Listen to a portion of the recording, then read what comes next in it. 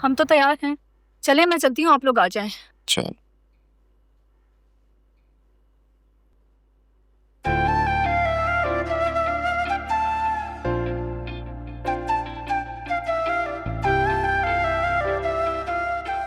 वैसे वाकई बहुत अच्छी लग रही है। Thank you.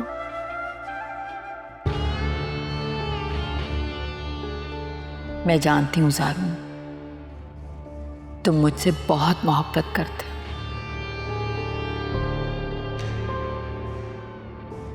तुमने शफक को अपनी जिंदगी में जगह जरूर दी है, मगर दिल में सिर्फ मैं हूं। तुम सिर्फ मेरे हो।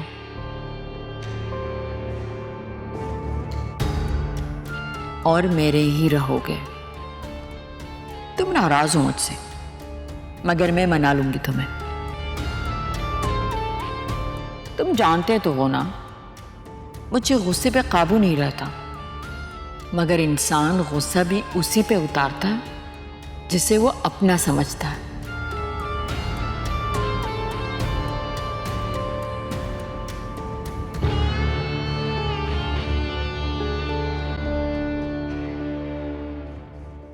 जो कुछ हुआ उसे होना तो था, लेकिन इस तरह ना होता अगर माम समझदारी से काम लेती।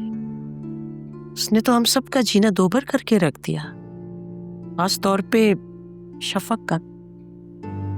उसको तो कई बार घर से निकालने की कोशिश भी की है। अब तुम ही बताओ वो कहाँ जाती। नूर भाई के बाद कौन है उसका हमारे सिवा। उसके साथ जो हुआ तुम अच्छी तरह से जानते। तुम ठीक कह रही हो असरा, हमने बहुत गलतियां की हैं, बहुत नादान है वो।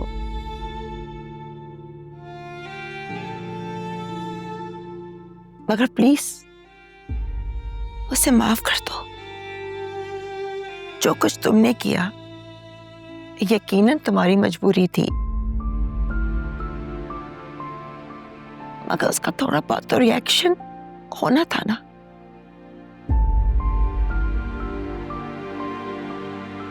माम को कुछ दिन मेरे पास रहने दो, फिर मैं वापस भेज दूंगी। जरूर है, उसका अपना घर है। हमने कभी उसकी हक तलफी करने की कोशिश भी नहीं की। ज़ारून ने अगर दूसरी शादी की तो उसका हक था। और माम की इस घर में जो जगह है वो रहेगी, जिस तरह पहले थी अब भी वैसे ही रहेगी। मगर अब उसे ये समझना होगा कि ज़ारून पर सिर्फ उसका हक नहीं, शफक भी उसकी जिंदगी में शामिल हो चुकी है। अब उसने दोनों का बराबर ख्याल रखना है। तो माम को यहाँ आने से पहले खुद को ज़हनी तौर पर तैयार करना होगा, वरना उसकी हिमाकतें शायद अब ज़ारून बर्दाश्त ना कर सके। तुम फिक्र नहीं करो असरा, मैं उसे अच्छी तरह समझा दूंगी। लेकिन प्लीज उसकी छोटी मोटी गलतियों को नजरअंदाज कर देना।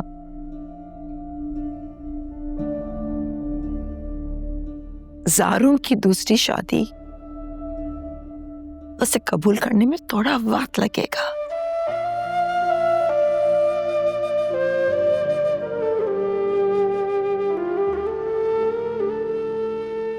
खैर, जो होना था सो हो गया।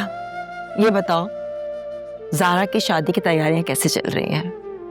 हाँ हाँ हाँ, कुछ तो मुकम्मल हो चुकी हैं। अगले महीने तबरेज़ भी आ रहा है वापस। 8 तारीख को आएगा और 10 से इंशाल्लाह फंक्शंस शुरू हो जाएंगे। इंशाल्लाह। मेरे लायक कोई भी काम हो तो प्लीज मुझे जरूर बताना। शुक्रिया।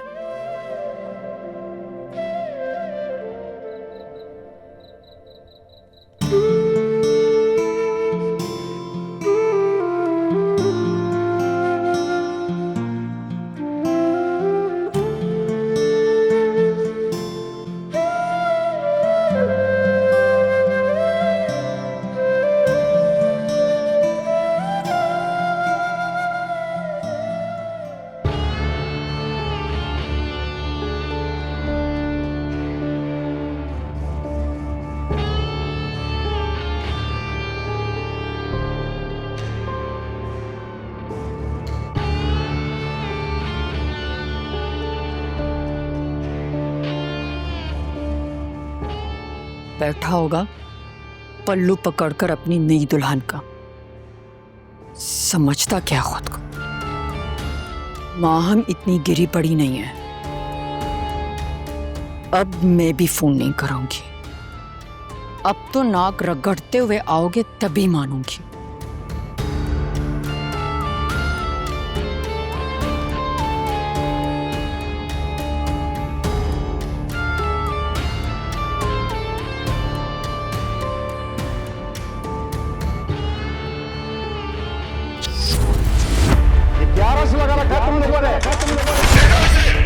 हम अपनों को छोड़कर यहाँ से हरगिज नहीं जाएंगे।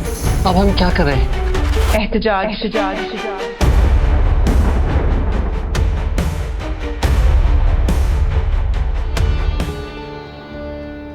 फरीदा, रमीज आ गया? जी बेगम साहिबा, वो तो कब के आ गए। कब का आ गया? अच्छा ठीक है, तुम जाओ। पता नहीं इसने हेरा से बात की या नहीं, पूछ कर आती हूँ मैं।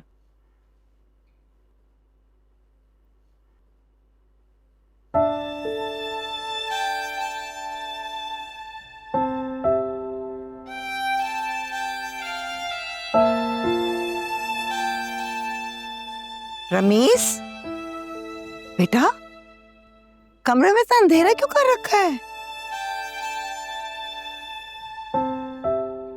जब जिंदगी में अंधेरा हो तो कमरे में अंधेरा होने से कोई फर्क नहीं पड़ता हमें। क्या बात है बेटा, सब खैरियत तो है? हेरा ने मंगनी की अंगूठी वापस कर दी है। क्या? तो तुम उसे समझाते? इतनी सी बात पर कोई मंगनी थोड़ी खत्म करता है। ये इतनी सी बात आपके लिए होगी अम्मी, उसके लिए नहीं है। उसने यहाँ जो कुछ देखा, जो भी सुना, जाके अपने पेरेंट्स को बता दिया और उन्हें लगा कि उनकी बच्ची का फ्यूचर खतरे में। लेकिन बेटा, तुम्हारी या मेरी तरफ से तो कुछ नहीं हुआ ना। और रही महाम की बात, वो तो चंद दिनों की मेहमान है, फिर अपने घर चली जाएगी। कोई मेहमान नहीं है, और ये बात आप अच्छे से जानती। वो इस घर पे हम सब पे अपना हक जताती, अपनी मनमानियां करती, और ऐसे तो कोई मेहमान नहीं करता हमें। उस रोज उन्होंने जो भी बदतमीजी की, आपने उन्हें चुप नहीं कराया। इनफैक्ट उन्होंने आपको भी बेइज्जत किया, बातें सुनाई, और फिर बेचारी हीरा को भी ना बख्शा। सबके सामने उसे भी ताने दिए और फिर उसके सामने बचे भी। बेटा, तुम हीरा को समझाते। महाम को जब गुस्सा आता है तो उसे तो खुद समझ में नहीं आता कि वो क्या कह रही है, और उसे तो महाम की किसी भी बात का बुरा नहीं मनाना चाहिए। अम्मी, समझने और समझाने को अब कुछ बाकी बचा नहीं है। उसने साफ इनकार कर दिया, अब मेरी कोई बात नहीं सुनेगी। मंगनी की अंगूठी वापस कर दी और चले गई।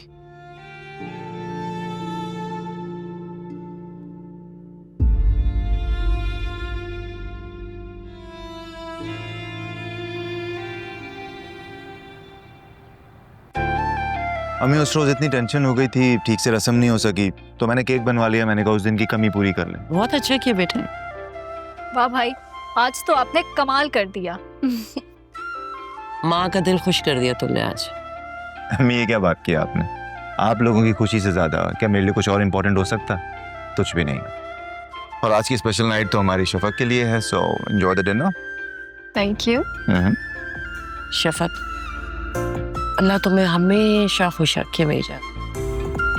फुप्पो, ये वक्त मेरे लिए बहुत ज़्यादा अहम है।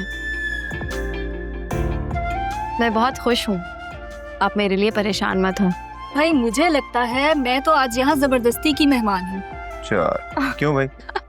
आपके बगैर तो हमारी हर खुशी अधूरी है, क्यों फूफो? हाँ बेटा, अल्लाह तुम्हारे नसीब बहुत अच्छे करे।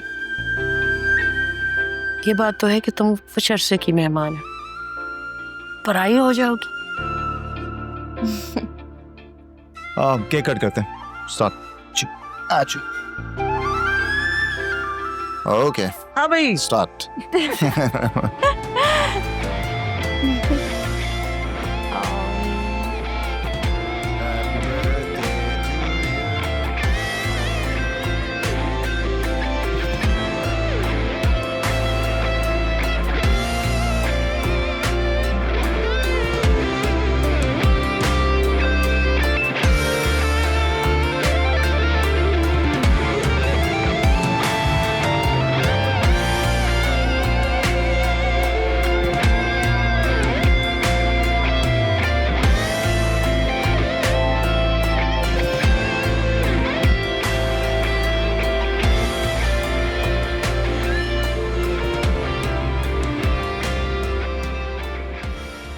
मैं तुम्हें समझा समझा कर थक गई, लेकिन तुम अपनी आदत से बाज नहीं आई।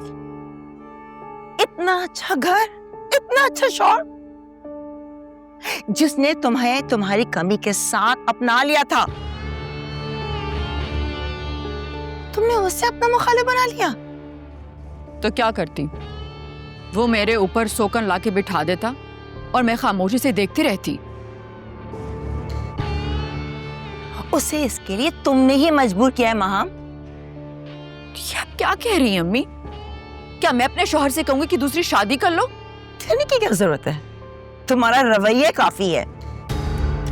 जिस तरह उस रोज तुमने हमारे सामने अपने शौहर को जलील किया है ना, मैं समझ गई हूँ कि अपने घर में तुम इसी तरह से उसके साथ सलूक करती होगी। आप मेरी माँ है या जारून की, जो इस तरह उसकी हिमायत कर रही हैं? मैं किसी की हिमायत नहीं कर रही हूँ, जो सच है वो कह रही हूँ। मेरी बात समझने की कोशिश करो महाम। तुम्हारी कश्ती एक बवर और साहिल के दरमियान रुक गई है। अब वो तुम पर डिपेंड करता है कि तुम साहिल पे कदम रखो या खुद को भंवर के हवाले कर दो। शादी तो वो कर चुका है, तुम्हारे पास उसे तस्लीम करने के सिवा कोई चारा नहीं है, या फिर उसको हमेशा के लिए छोड़ दो। क्यों छोड़ूं? जारून सिर्फ मेरा है, सिर्फ और सिर्फ मेरा। वो सिर्फ तुम्हारा नहीं है, उसकी जिंदगी 2 हिस्सों में बट गई है। उसके बावजूद वो तुम्हें तुम्हारा हक देने के लिए तैयार है। लेकिन अगर शफक ने उससे अल्लाह की खुशी दे दी ना, तो तुम्हारे वापसी के सारे दरवाजे बंद हो जाएंगे।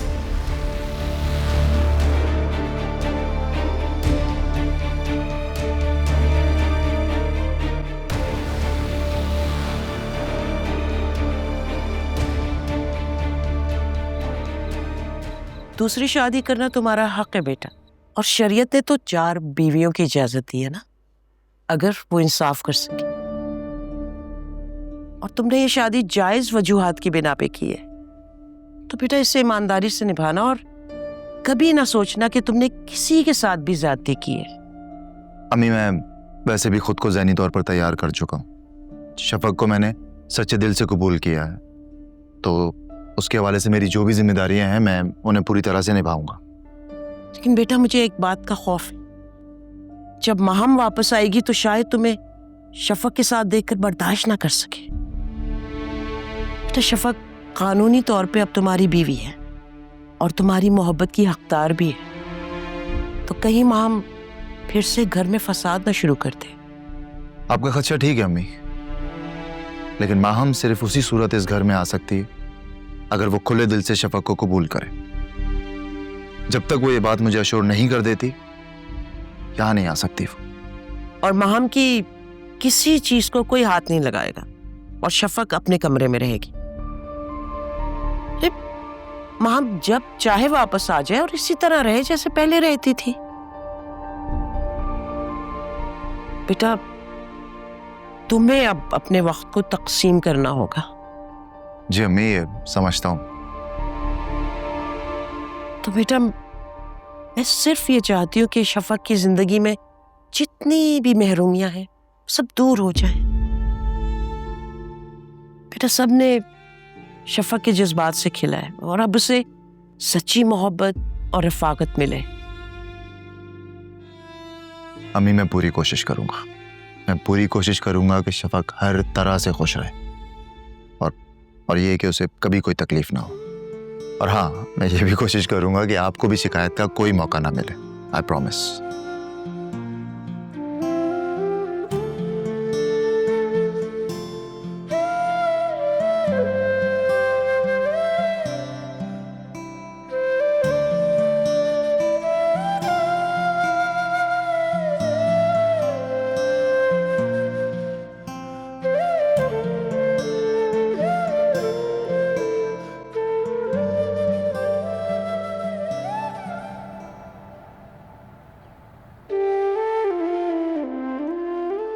कितनी खामोशी है आज इस कमरे में, क्योंकि शोर मचाने वाली जो चली गई, अब पता नहीं अब वापस आएगी भी कि नहीं।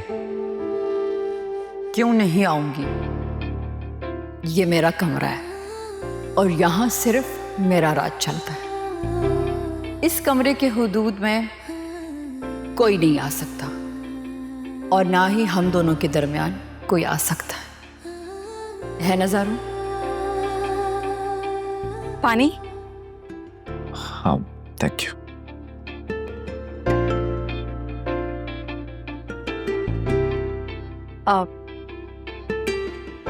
खाना लगा दूं? हाँ, लगवा दो, भूख लग रही थी।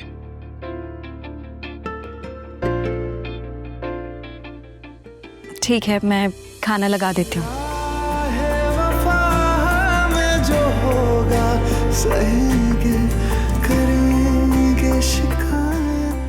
मैंने तो अब तक सिर्फ सुना था कि शौहर घर आए तो बीवियां खातरें करती हैं। माम ने तो कभी एहसास ही नहीं दिलाया।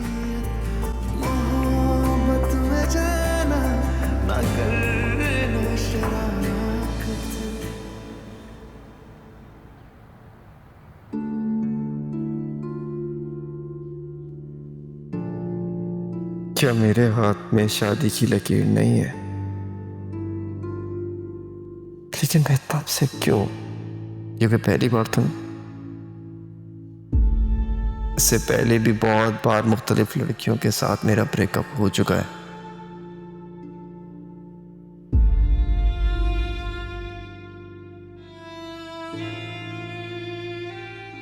लेकिन उन लड़कियों में और हिरा में फर्क है। हिरा मेरी होने वाली बीवी थी और वो सब लड़कियां यूं ही टाइम पास।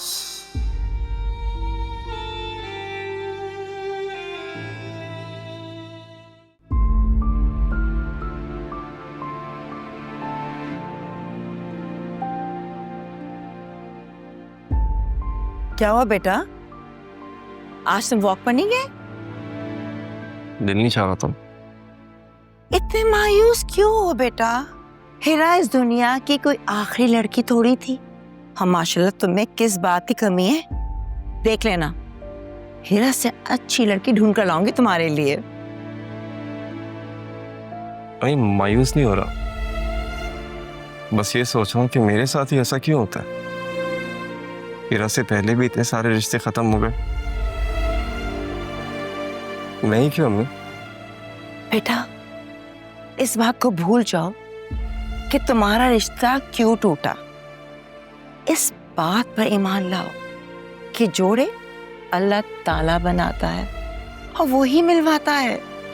हर बंदों की लाख कोशिश के बावजूद भी अगर रिश्ता टूट जाए तो इसमें भी अल्लाह की मसलियत होती है और बंदे की भलाई। और ये सोचो, उस अल्लाह की जात ने तुम्हारे लिए इससे बेहतर सोच रखा है। प्लीज बेटा, अपनी रूटीन में वापस आओ और ये उदास चेहरा मुझे नहीं चाहिए। हाँ? बात कहूँ आपसे? हाँ बोलो। पादी जो ये सब कर रही है ना, इसमें अल्लाह की मर्जी तो शामिल नहीं हो सकती। वो अपने हाथों से अपनी शादीशुदा जिंदगी खराब कर रही है। अरे मेरा बच्चा, अल्लाह ने चाहा तो उससे भी अकल आ जाएगी और वो अपने घर वापस चली जाएगी। हाँ, तुम क्यों इतने उदास हो? मैं हूं ना। चलो चीयर अप, आओ चलो जूस बनाती है तुम्हारे लिए। हाँ ठीक है। हाँ, ऐसे नहीं उदास रहा करो, बिल्कुल नहीं अच्छे लग रहे तुम मुझे। हाथ कर दी।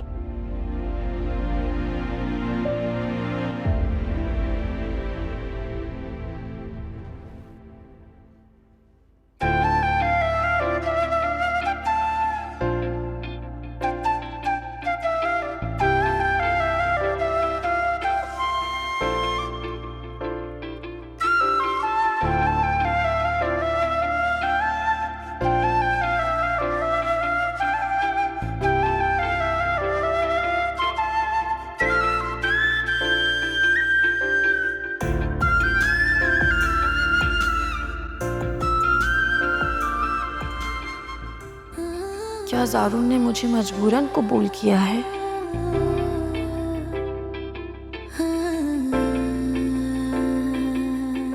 चेहरे की मुस्कुराहट तो यही कह रही है कि ये मुतमईन है।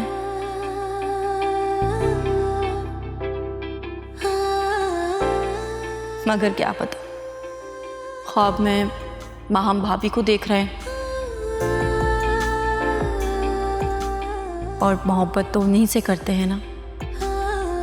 मेरे साथ तो मसलहत का रिश्ता है।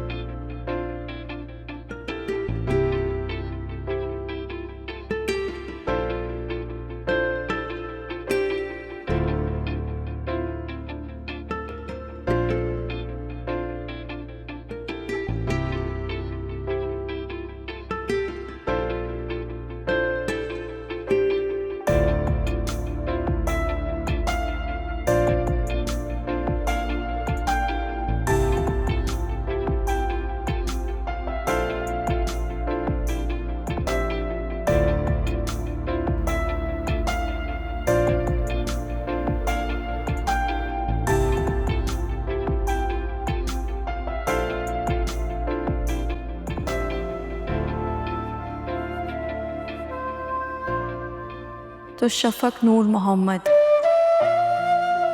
तुम शफक ज़ारून बन गई। कैसा खेल खेला है नसीब ने।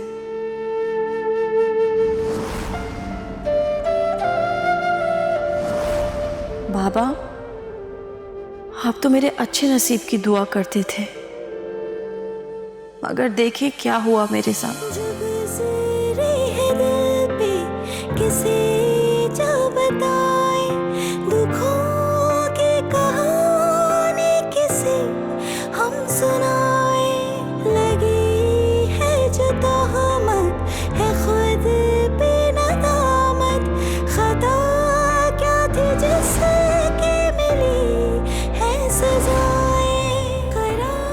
पहले सफ़ीर, जिसने कसमें खा के अपनी मोहब्बत का यकीन दिलाया, और सौदा ही निकला। मगर सकेगा ना दिल ये अज़ियत, मोहब्बत में जाना ना करना शराकत। उसके बाद राशिद, वल्हाना मोहब्बत जताने वाला, और शायद राशिद वो पहला शख्स था जिससे मैं मोहब्बत करने लगी थी। मुझे यकीन नहीं आ रहा कि शफक किसी के सामने मेरा जिक्र करेगी। किसी नहीं, हस्बैंड हुआ इसका। She is my wife. जिसका साथ मुझे तहफ़्फ़ुज़ का एहसास दिलाता था, मगर वो भी फरेबी निकला। और अब ज़ारून, जिससे ना मुझे कोई लगाव था और ना ही मोहब्बत, बस दोस्ती का एहसास था। और फिर किसी जज्बे के बगैर वो मेरी जिंदगी का साथी बन गया।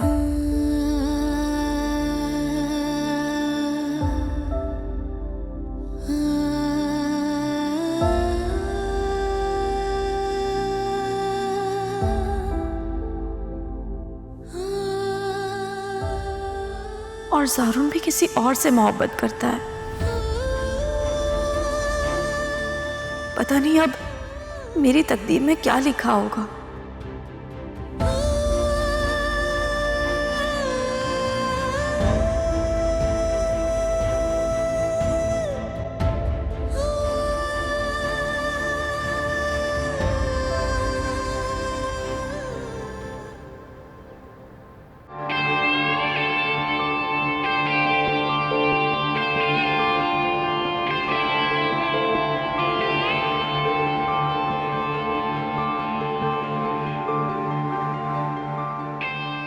अम्मी ठीक कहती है।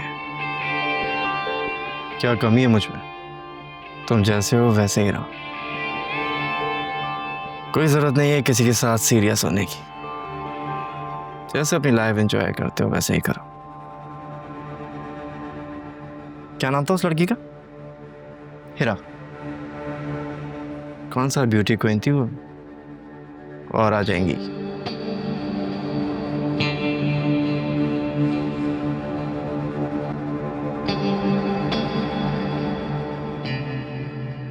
मैं कितनी खुश थी कि एक अच्छी लड़की मिल गई है।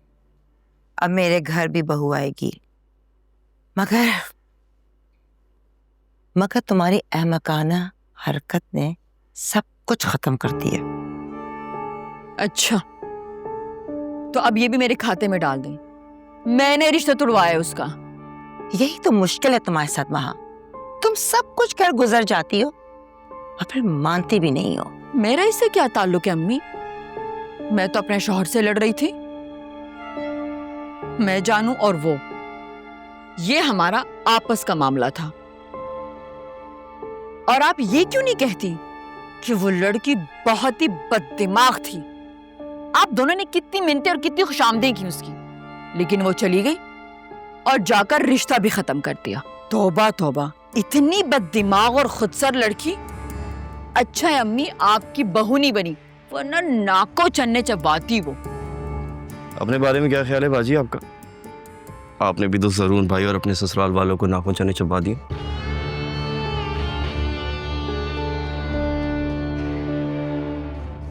होश में तो हो रमीज, मैं तुम्हारी बड़ी बहन हूं। होश में तो आप आ जाएं बाजी। क्यों अपना घर तबाह करना चाहती हैं?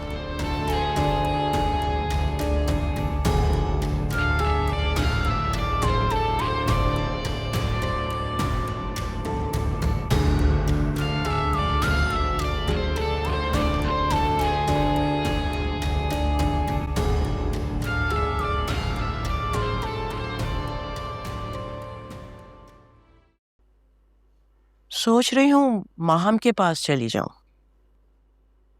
क्यों?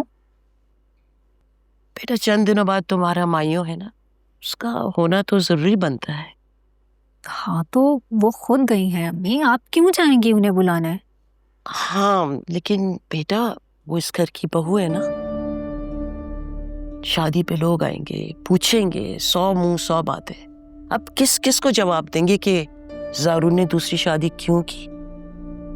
अम्मी आप जानती हैं वो कितनी बदतमीज हैं, न जाने क्या उल्टा सीधा बोल दें। अल्लाह अल्लाह करके आपकी तबीयत संभली है। तो जो भी है, वो जो भी कहेगी मैं सुन लूंगी खामोशी से। क्यों अम्मी, क्यों सुन लेंगी आप? बेटा कभी कभी मुझे लगता है कि मैंने माम के साथ ज्यादती की है। हालात चाहे जैसे भी हों, लेकिन एक सौकन को बर्दाश्त करना बड़ा मुश्किल होता है। हाँ तो ये हालात भी तो उन्होंने खुद ही पैदा किए हैं ना अम्मी। और अगर सोचें तो शफक और भाई उनकी वजह से आजमाइश में हैं, क्योंकि उनके बीच में तो कुछ नहीं था। और अब जो अचानक से नया रिश्ता बन गया है, उन दोनों के लिए इसे निभाना कितना मुश्किल हो रहा होगा। ये सब मेरी वजह से हुआ बेटा। अम्मी खुद को इल्जाम देना बंद कर दें। आपकी वजह से कुछ नहीं हुआ। जो कुछ हुआ है भाभी की अपनी वजह से हुआ है। ना वो शफक पे तोहमतें लगाती और ना ही ये सब कुछ होता। और अगर अपने औलाद के लिए भाई की दूसरी शादी करवानी होती तो इस तरह से तो नहीं।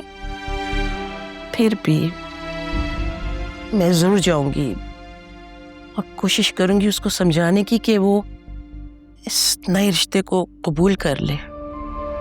अच्छा ठीक है, आप चली जाइएगा, लेकिन अकेले नहीं। भाई को साथ लेके जाइएगा। ठीक है।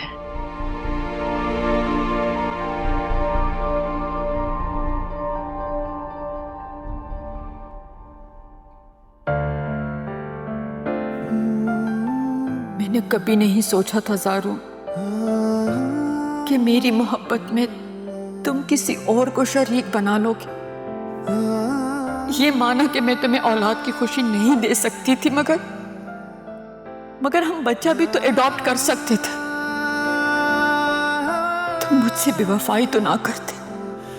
बदलते हैं मौसम, बदलती है दुनिया, बदल जाता है जिंदगी का फसाना, मगर तुमसे की थी नजर ने गुजारिश, मोहब्बत जो की है मोहब्बत निभाना, राहे वफा में जो होगा सहेंगे करेंगे, जब कोई ताल्लुक ही नहीं रखना तो कॉल क्यों कर रही है?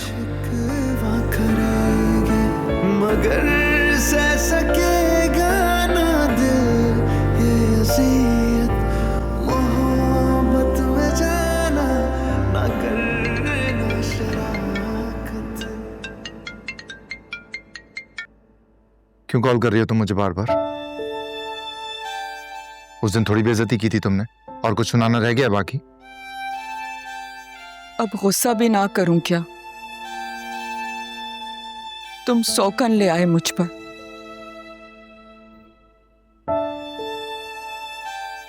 मेरी मोहब्बत का बंटवारा कर दिया। माँ, हम जो होना था वो हो चुका है, उसे दोहराने का अब कोई फायदा नहीं है। और अगर इसीलिए कॉल किया ना तो फोन रख दो। तुम कितने बदल गए हो ज़ारू। पहले मेरे आंसू तुम्हें तड़पा देते थे, और अब मैं रो रही हूं, गिड़गिड़ा रही हूं, लेकिन तुम्हें कोई परवाह नहीं। चाय। हाँ। आपके सर में दर्द था ना, इसलिए मैंने अदरक की चाय बनाई है। प्लीज पी लीजिएगा, ठंडी मत कर दीजिएगा। पी लूंगा मैं, थैंक यू।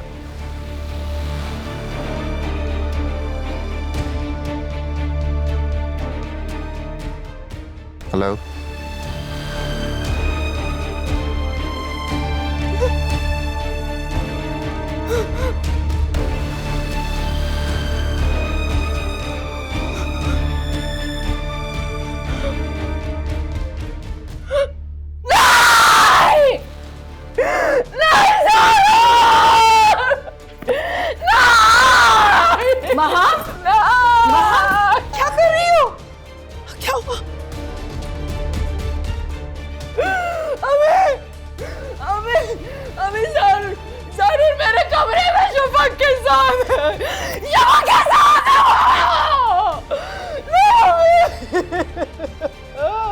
मेरा बच्चा, जब तुम अपनी जगह छोड़ आई हो, तुम वहां कोई भी हो, तुम्हें क्या फर्क पड़ता है? क्यों नहीं? क्यों फर्क नहीं पड़ता? फर्क पड़ता है। वो मेरा कमरा है। वो मेरा कमरा है। वो की हर चीज मेरी है। वहाँ की हर चीज मैंने अपने हाथों से सजाई है, कोई उसको कैसे इस्तेमाल कर सकता है? बाप, जब वो किसी और का हो सकता है तो इन बेजान चीजों की क्या अहमियत है बेटा? नहीं, नहीं, नहीं। ज़ारून सिर्फ मेरा है। ये कागज पे एक साइन से वो किसी और का नहीं हो सकता। उसके दिल में सिर्फ मैं हूँ। ज़ारून